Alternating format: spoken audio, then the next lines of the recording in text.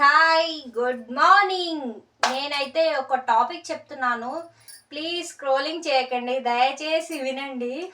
చాలా మనుషులు ఊర్లో ఉంటారు కదా, ఎంత పచ్చ పచ్చగా గ్రీన్ ఫీల్డ్ని ఎంజాయ్ చేస్తారు. స్వచ్ఛమైన గాలి, స్వచ్ఛమైన ఫుడ్, ఎంత బాగుంటుంది తెలుసా ఊళ్ళో లైఫ్ అనిపిస్తుంది. మాకు కూడా ఊరు ఉంటే వెళ్తే బాగుంటుంది అబ్బా అని అనిపిస్తుంది, కానీ మాకు ఊరు అనేదే లేదు. ఫస్ట్ ఆఫ్ ఆల్ ఎవరి ఇంటికి వెళ్ళినా అంటే 2 days ఉంటాము, మా అంటే 3 days ఉంటాం. ఊర్లో అయితే అస్సలు ఉన్నాం కదా.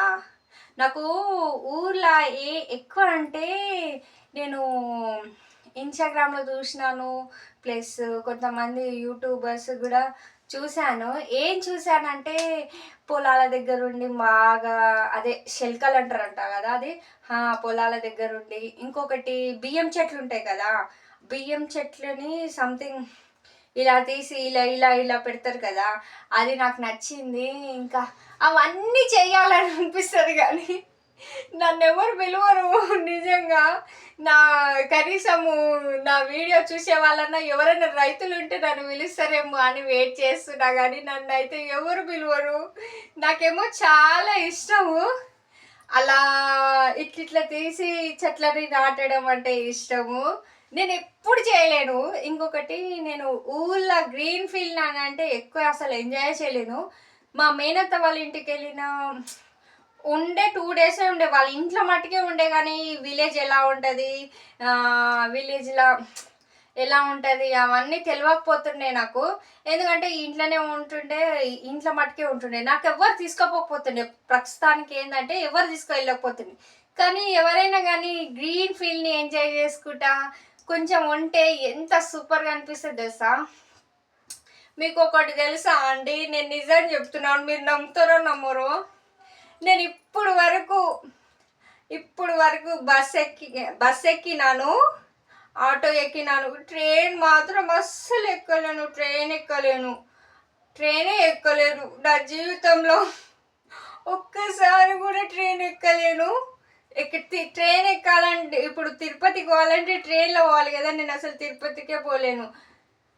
బస్ ఎక్కినా, ఆటో ఎక్కినా, కార్ ఎక్కినా, బైక్ ఎక్కినా, ట్రైన్ ఎక్కలేను, లారీ ఎక్కలేను, ఎలోప్లేన్ ఎక్కలేను. చూడండి, ఇంకా బోర్డు కూడా ఎక్కలేను. ఎంతగా ఇగో ఇలాంటి సాటిజమైనది ఎవరికైనా ఉంటుందా? నాకు మాత్రమే ఉంటుంది. చూడండి, నిజంగా ఇవన్నీ ఎప్పుడు ఎక్కుతానా అని అనిపిస్తుంది ఒక్కొక్కసారి. ఏమో ఫ్యూచర్లో ఎక్కుతానేమో అని అనిపిస్తుంది నాకు. ఇట్లా పొలాల పొంటికి వెళ్ళి మంచిగా ఎంజాయ్ చేసుకుంటా, గ్రీన్ ఫీల్డ్ని ఎంజాయ్ చేసుకుంటా, స్వచ్ఛమైన గాలి, స్వచ్ఛమైన వెజిటేబుల్స్, అక్కడ మనుషులు కూడా ఊర్లో ఉండే వాళ్ళు కూడా మంచిగా రెస్పెక్ట్ తోటి చాలా మంచిగా మాట్లాడతారు. వాళ్ళు కూడా మంచిగా రెస్పెక్ట్గా పద్ధతిగా చాలా డిసిప్లైన్గా ఉంటారు. కానీ మేమున్న మా సిటీలో అయితే అంత పొల్యూషను, అంత గబ్బు ఏరియా, అనేది సిటీయే పెద్ద గబ్బు ఏరియా. పొగలు అంతా ఇక్కడ ఎలా ఉంటుంది అంటే పొగలు అంత పొల్యూషన్ తోటి నిండిపోతుంది. కానీ ఊర్లో అలా ఉండదు, పొల్యూషన్ అనేదే ఉండదు.